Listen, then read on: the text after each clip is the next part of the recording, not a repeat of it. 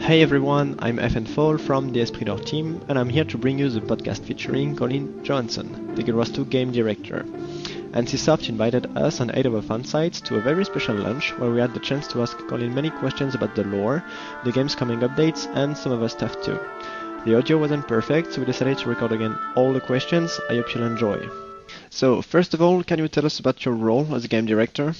Yeah, so game director is actually a really new position at ArenaNet. We created it a little bit after the game launched, and it's kind of we're still kind of getting used to exactly what it means. I'm still learning exactly what that job is, but for the most part, it's sort of setting the vision of where the game's going in the future, and kind of defining what are the pillars of Guild Wars, and then reminding everybody constantly in the office, this is where we're going, and this is what our game is about, and what makes it good. And then really everybody else is taking that and they're building the game around those concepts, right? So, I kind of write goals for teams that are very high level. I'll say, we're going to have a looking for group team. I'd really like this team to build a tool that is more inclusive for players and easier for them to find people to play with, but maintains a sense of community in our game that is really important to us. And then I get out of the way and let the way more talented people go build that stuff. And they do that, and really my responsibility from there is to constantly check in on the things they're building and make sure they follow the rules of what our game are, they match the vision of what we want the game to be, and they don't disrupt the pillars of kind of what makes Guild Wars what it is. And so that's primarily my job, is just a boatload of meetings and a lot of just communicating to people all day long and reminding them this is what makes Guild Wars what it is. Let's make sure we don't stray away from that. Regarding Guild Wars as a license, how would you define Guild Wars' DNA? Oh man, that's a great question. So when we talk about, I think Guild Wars 1 and Guild Wars 2 are targeted at slightly different audiences, and there's overlap between the two of them, but I think each one has sort of different things that they appeal to a large degree. When it comes to Guild Wars 2, I guess if I could define it, I would say I would define it by the pillars of what the game is. And I think the pillars of Guild Wars 2 for me are community and social-driven gameplay aspects. So every feature that we can do, we try to consider, how do we make this community-friendly? How do we make it socially better for the game? Things like not being able to steal kills, sharing experience, everyone being able to use resource nodes, things like that. I think all of those fit within sort of what the pillar of Guild Wars 2 is, which is really sort of this fun communal gameplay. I would say respecting players' time is one that's true of all of Guild Wars. We try really hard to do that. Sometimes we don't succeed, but we do our best.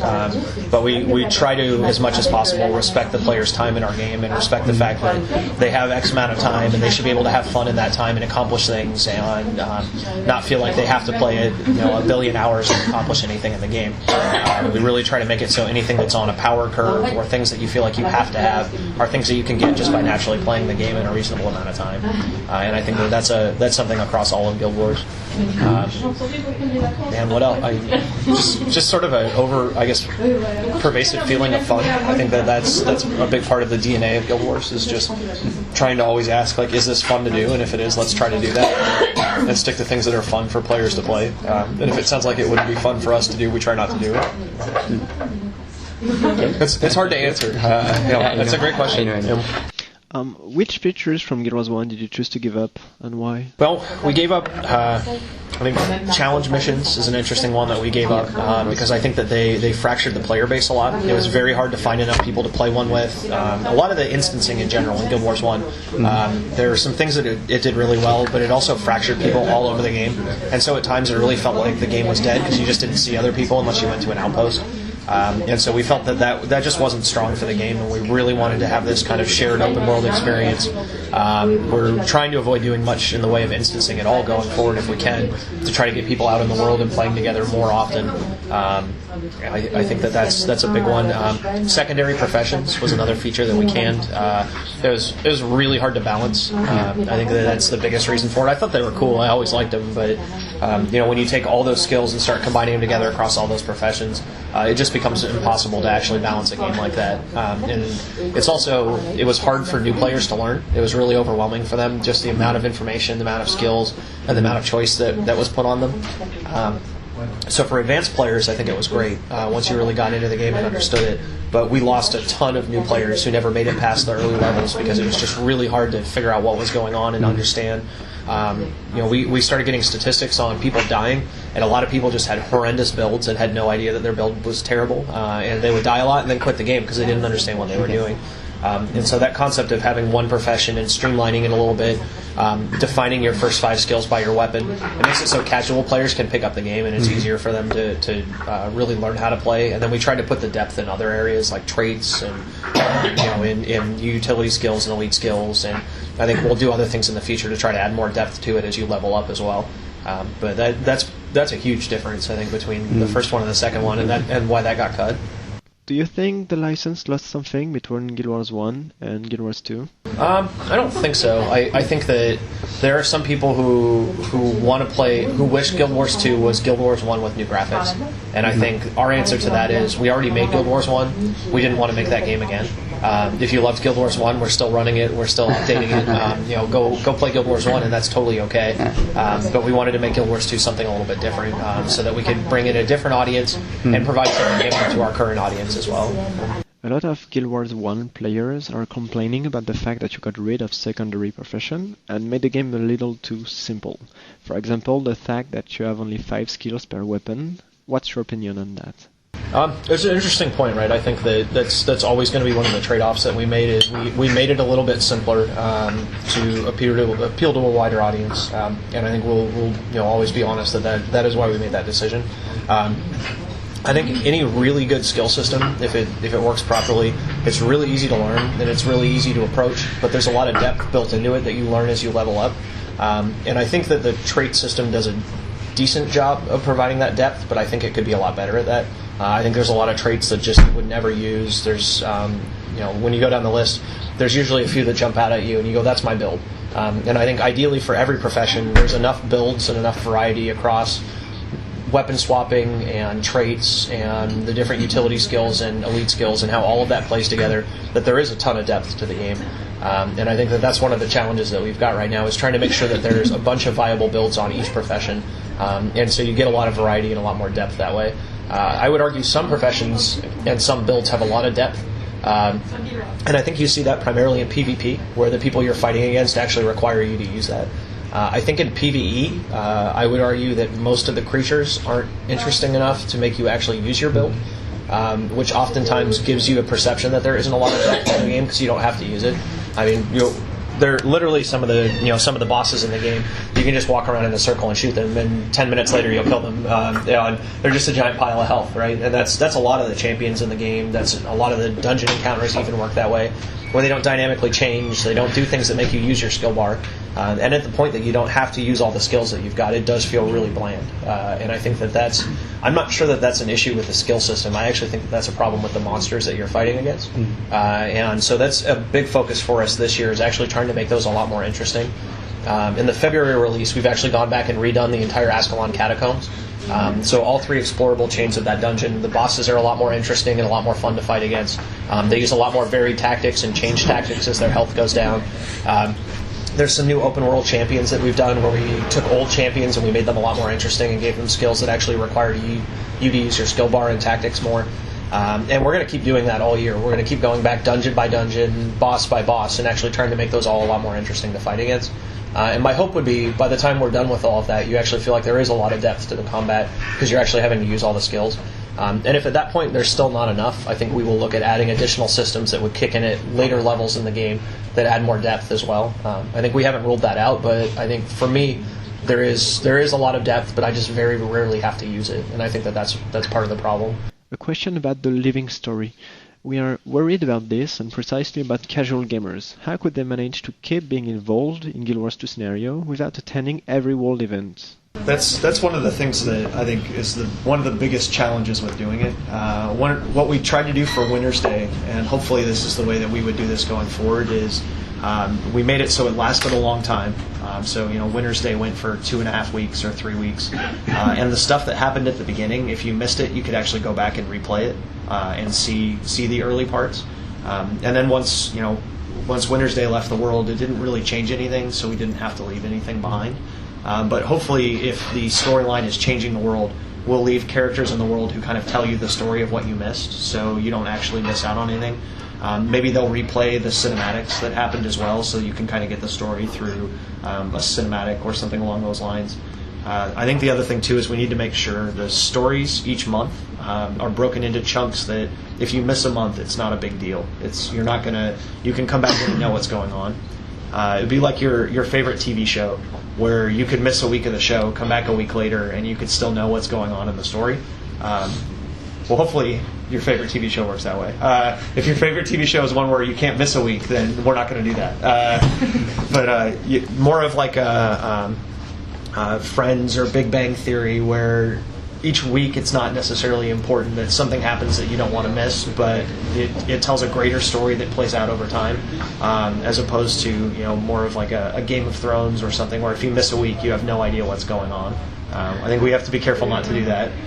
So we are not able to replay past events, but we'll know what happened, right? And we'll let them run long enough that you can, if you log in, over the course of a month, you'll see the storyline and be able to know what's going on. But if you miss 2 months of story and come back, you really won't be able to play it at that point. And the world will have to tell you what's going on and show that change. Do you plan on creating an official timeline? Our web team is working right now on building a version of the website that actually would have that timeline on it, so you can follow what the story was there and read all the things that happened in the past. And, hopefully that should help too. Yeah. One question about roleplay. Do you plan on adding some spots for RP players, like camps or anything in Guild Wars 2? Yeah, I think we'd like to try to do that as much as we can and support those places who, people who want to role play in spots. In Guild Wars 1, everybody used to go to the Henge of Denravi and get on the stage and do plays there and all sorts of crazy events. Or the Boated Lion's Arch back in Guild Wars 1. And we want to give locations in Guild Wars 2 that kind of become that. I think the other thing that we'll do is we'll watch what players are doing, and if players end up picking a spot and kind of turning that into the place that they roleplay, we'll start adding new art around that location and building it up to kind of support what the players are doing as well. So we're pretty open to that's kind of one of the cool things we can do with Guild Wars 2 that we couldn't do as easily with Guild Wars 1. So we can really easily change the world, with the event system and with our capacity to do that with live story. We can really change the world based on what players are doing. Do you plan on implementing interactions with objects, like, for example, sitting on a chair? I hope someday we can do that. It's really, from an animation standpoint, it's really complicated. It's how do we make a chair that an Asura and a Char and a Norn can all sit on and all look right? Maybe the Norn just break all the little chairs whenever they sit on them. There's a lot of questions that come with that, but I hope someday we can do that. I think that just makes the game more immersive when you have stuff like that. And what about something like first-person view?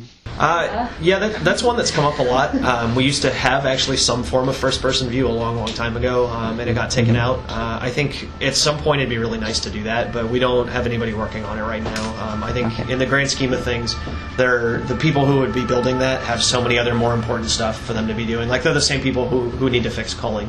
Those are engine programmers who would build that, and I'd much rather they work on culling than first-person view. But in the long run, it's certainly something that we haven't ruled out, but we don't have anyone working on it right now. Okay. I have a question about the lore. Do you think we'll see again some evil gods, such as Menzies or Abaddon?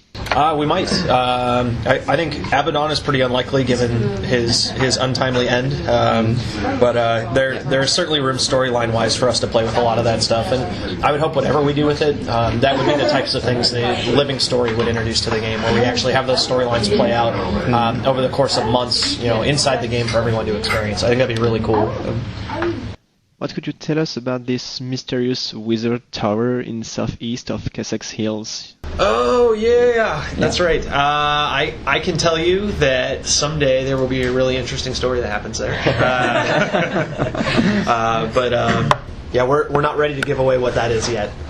It has a long history in Guild Wars, and someday all of that will come true, and you'll know what happened. Yeah, what do you think happened there? Yeah. Something maybe with Verata. Sounds interesting. A few days ago, you had to deal with questions about adding new zones. What's your opinion on that? Yeah, I think that we probably will not add new zones anytime soon. I think our big goal for 2013 is actually to take the zones we've got and make them a lot more interesting, a lot more fun to play in. We have a huge world. The 25 explorable maps that we've got in 6 cities and everything else. The amount of game space in there is just massive, and there's not a lot of reasons to go to a lot of those locations, especially once you get higher level. And I think it's better for our game if we fix that first and make all of the areas we've got in the game as compelling as possible, give you reasons to go back to all of them at any level that you are. And I think that if we can do that, we're going to make our game feel more populated. It's going to feel better because you're always running into other players. It's a really interesting danger of MMOs. And we saw this with Guild Wars 1. Every online game I've ever worked on, I've seen this happen over and over again, and I think we'd like to avoid falling into this trap where players ask for more content, and they say, we want more stuff to do, and every company's answer to that is to add more regions to their game. And let's add more maps, let's constantly add more maps. And what ends up happening is you have the same number of players and more maps, and they start getting spread further and further out all across the game. And it's sort of this self-fulfilling prophecy where you end up killing your game, because the thing that makes an MMO great is people running into other players and having social interaction. That's really the difference between just playing Skyrim or playing an MMO. You get to play Skyrim, but you get to play with all your friends. And that's a huge difference in my mind. And the second the players are spread all over the world and they're not running into each other anymore and they're not having those social interactions, your game basically, you've failed and you're killing your game off. And I think if you look at basically every MMO made in like the last 15 years, they've all done that and followed that same model. And slowly over time, it just gets harder and harder to play the game with other people. And my hope would be that we can find unique ways in Guild Wars, especially because we have the tools with like the event system, to do some really unique stuff that no one really has done before in taking advantage of our existing world and changing it and making it really unique. My hope would be that we don't have to expand the world to provide that concept of new content all the time for people. Or you can keep that for extensions. Yeah, well, exactly. Yeah, but we definitely don't want to expand the world very quickly. We really like to just make our existing world really deep instead. What about missions designed for more than 5 players? Instanced versions, we're still not decided if we're going to do that or not. In the open world, though, yes. The guild mission system that we're adding next week actually is specifically designed for larger groups of people to get together and do stuff.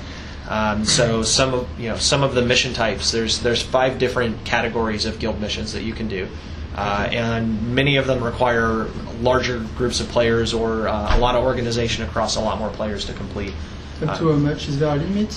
There really isn't. At a certain point, culling starts kicking in and it gets harder to see what's going on, and I think that it's maybe not as good of an experience. But there's no reason you couldn't bring your 500 people to do it if you wanted to. But I think that's probably the ideal is going to be less than that. But there are things like bounties is one of the guild types that you can do. And bounties spawn creatures randomly around the world, and they're bosses that your guild has to hunt down in a certain amount of time. And there are different tiers of bounties that you can do. And so the highest tier of bounties will send, I think it's 5 bosses in random places in the world, and you have like 15 or 20 minutes to kill them. And there's no way that 5 people can do that, right? You have to basically send at least 5 people to each of the different maps simultaneously to take all the bosses out to get the reward. And so suddenly that's something for 25 or 30 or 40 people to do if they wanted to do that bounty type. And we want to add more content like that so that there is, people who have big guilds or your community is larger. There's a lot of fun stuff for you to do in the game as well. Okay. Now I have a question about SPVP. What can you tell us about private servers? Well, it won't be in the February release, but it is pretty close to being done. We just need to test it a lot and make sure that we're really happy with it. So it's not that far off, but I can't say for sure exactly when it's going to go in. Will we be able to create maps or? You won't be able to create maps. You'll be able to set the rotation of which maps are available.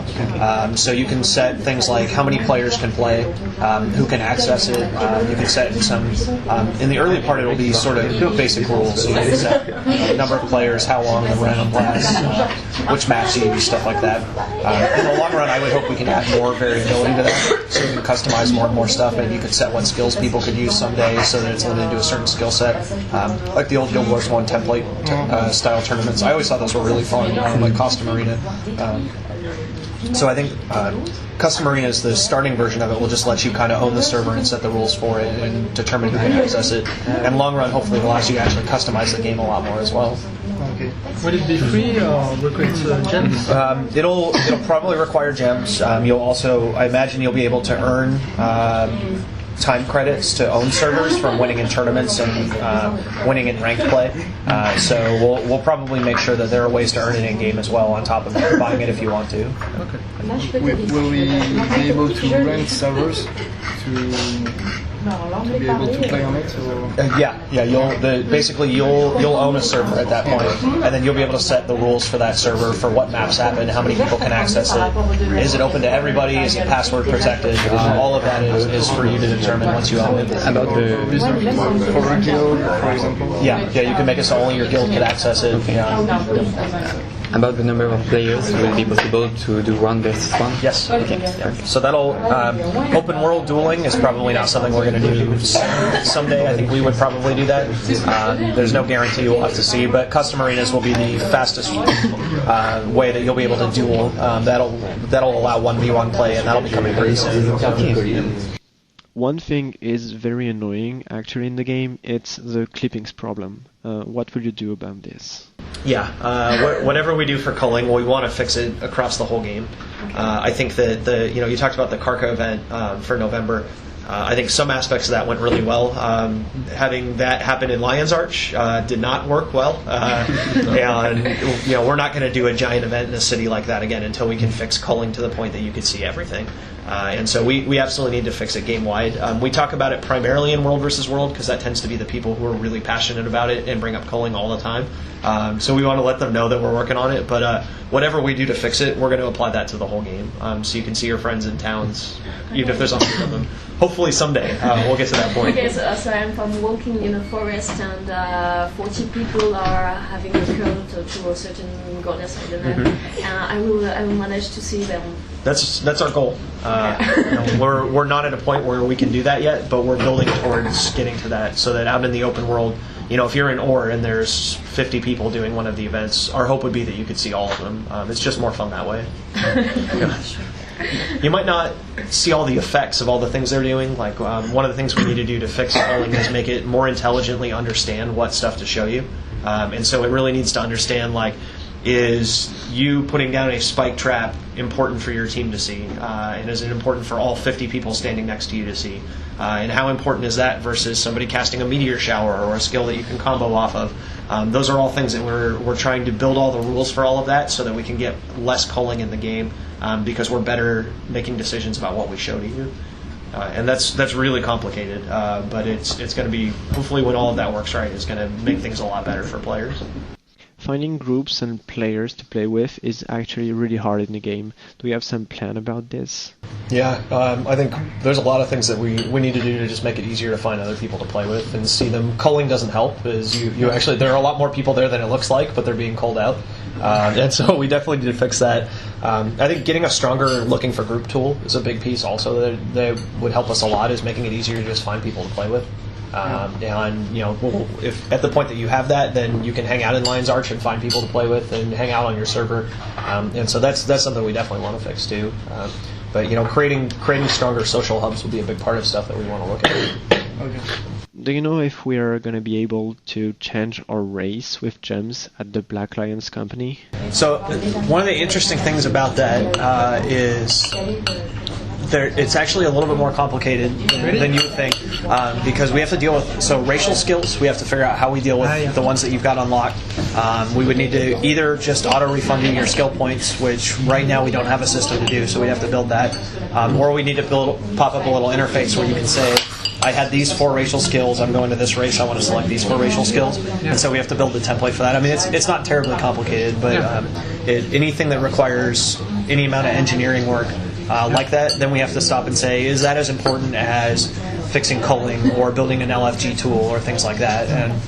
And so it ends up moving down the list. But I think that would be really nice someday to have. Do you plan on adding more legendary weapons? Yeah, we would like to add more legendary weapons down the road. I think we probably won't add very many of them until we fix the issue with earning precursors. It would be really nice to make it so that we have a system down the road where you know that you can do these certain things in the game and you will get a precursor for doing it. And it might take a really long time, right? We want those to be legendary and we want it to be a really big deal that you've got one. But it's a bummer that the precursor is just a chance, right? Right now, somebody could get it and they could get it in 10 minutes and it's not legendary at all and they just suddenly got it. And then somebody else could play the game for 6 months and never get one of those to drop for them. Ideally, it would be really nice if you had some sort of major epic journey that you got to go on, and at the end of it, if you managed to overcome everything, you could get a precursor for it. And I think that we need to solve that before we do too many more legendary items, because we don't want to go make people earn them unless we make it more fun to do that. Yeah, but I think some of the silly ones will be the ones that we do extra ones for first. So, like pistol, the little bang thing pops out the front, or pow, or whatever it says. Like, it'd be nice to do a legendary pistol that's a little more legendary-ish, I guess. And try to do some of the silly ones, do some more serious legendaries off of those, things like that. Could you please tell us more about an upcoming update where you could choose your daily achievement? I think one of the things we're adding with the February release is that the ability to pick your achievements from a list of achievements each week, and so we can start actually sending you to specific parts of the world once you actually get to choose whether you do that one or not. So like we're going to start sending people to do keg brawl every week and we'll have. Ideally, we'll get enough activities in the game. So Tuesday's keg brawl day, and everybody knows that's the day that everybody goes and plays keg brawl for their daily achievement. And Thursday is bar brawl day, and everybody goes to Divinity's Reach and does the bar brawl. It would be awesome if we could create that kind of rotation in the game. I think that was one of the problems Guild Wars 1 had, is it had all these different little custom mission types that were all instanced, but there was never anything that sent you there on a specific day, so you could never actually find people to play that content type with, because they were just spread out all over the game. And so if we can say Tuesday is the day that everybody goes and does this, and your achievement kind of naturally encourages you to do it, I think that'll help the cities a lot too. We really enjoy wasting time doing something useless but pretty good looking. What can you say about housing's customization? I love spending time on that stuff too. I think however we do housing, we're going to try to do something that's unique to Guild Wars, and hopefully something that takes the best elements of housing in other games and implements that, and then kind of puts our own unique twist on it. I think we've tried to do that with most of the features that we bring into Guild Wars 2 that have been in other MMOs. We try not to just copy it wholesale and instead do something unique. And that means that we have to spend a lot more time building it to really get that right. But that would be, whenever we do that, it's going to be not like what you've seen in other games. There may be elements of that, the concept of like you have a house and you can decorate it. I think that's going to stay the same no matter what. But how the world interacts with all of it is something that we'll probably do differently. And so that means it's going to take us a long time to build it. Okay. How do you tend to solve the housing problems lots of games have been through?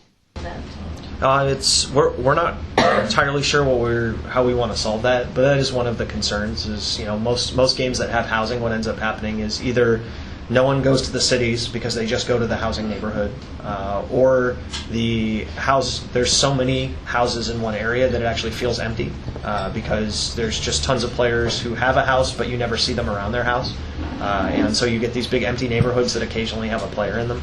And we'd like to try to find a way to solve all of that, and I think that means it's going to be really, that's not easy to solve. I don't have the answer right now for how we're going to try to figure that out. But that's one of the things we'd like to try to do when we kind of put our Guild Wars twist on it is figure out how can we make it so it feels like it seamlessly is part of the world, and cities are a part of the world, and all of that kind of comes together into one comprehensive system where players are seeing each other all the time. I think that's in general any system that we build going forward, we're going to be trying to always keep that in mind. Is how do we get players to interact with each other? How do we get them to run into each other? How do we create more social experiences in our open world? That's just better for our game. And so whatever we do with housing is going to have to take that into consideration also. But I don't know yet what the answer is. What about guild halls? Yeah, we definitely want to do guild halls at some point as well, and how guild halls and housing and all of that ties together. We're not really sure yet. There's a lot of just random ideas floating around, but certainly if we do something with guilds and housing, I think influence would tie into that for sure. It could certainly play into furniture and decorations and all of that. we want to talk about guild improvement. Do you think it will be possible to have a message telling us when people are logging in or logging off, for example, and if we're going to have the possibility to make an alliance with a private chat? I think all of those are things that we'd like to do at some point. Alliances is probably the furthest off, and that's currently not planned, but it's something that we may do. The chat channels is something we definitely want to look at. Things like showing last online, we'll absolutely do that at some point. It's just not quite as high on the priority list right now. A lot of the stuff that you asked about, all are the same couple people have to do all of those things, and it's the same few engineers who kind of own all of those systems, and they also are responsible for a whole lot of other parts of the game. And so we have a big list of stuff for them to do, and they're just kind of working their way down the list one at a time. So I know that's a big question we get a lot, is why are you doing this instead of this? And why are you building this part of the game and you're not focusing on this? And a big part of that is it's completely different people who have to build different things. Our programmers focus in different areas and have very different skills. And so some of the stuff that we'll program or that they're doing is only the things that they specifically work on. So oftentimes there's things that we'd like to do earlier, but it's the same couple people who have to do all of them. So we just can't do all that stuff. But guild, more features for guilds, period, is something we'd really like to do a lot more of. I think that guild features there's not a whole lot for guilds right now, and we'd like to just add a lot more stuff for them to do. The guild mission system coming in February is kind of the start of that, and that's a lot of fun content that guilds can start doing together. And then we just need to add more support so you can see real names for guilds, see the last time people were online. That's all stuff we definitely need to do. That's the end of our special podcast. I hope you enjoyed it, despite my English accent and my terrible acting skills. I'd like to say thank you again to Colin for his time and NCSoft for organizing all this, and I'll let Colin end this interview. Colin? I'll do the beef burger with salad.